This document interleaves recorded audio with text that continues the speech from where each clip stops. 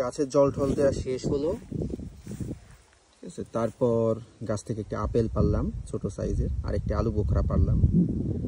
ভাবলাম যে এগুলো বসে বসে খাই, এগুলো বসে বসে খাই, তারপর আস্তে আস্তে আবার বাসায় চলে যাব। আরও কিছু আজকে অল্প কিছু কিছু জিনিস নিয়েছি, অল্প। এর মধ্যে আমি দেখাচ্ছি একটু। এই জুকিনি, একটা জুকিনি নিয়েছি, যে দুটো আপেল নিয়েছি।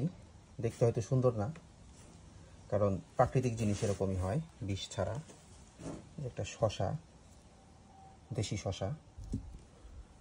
তারপর এই যে 10-15টা সিম, কয়েকটা ছোট টমেটো।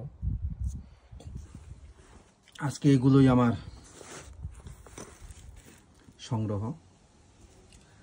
আগামী সপ্তাহে সিমগুলো বড় হবে, তখন সিম আরও নেওয়া যাবে, প্লাস পুঁই শাক নেওয়া যাবে।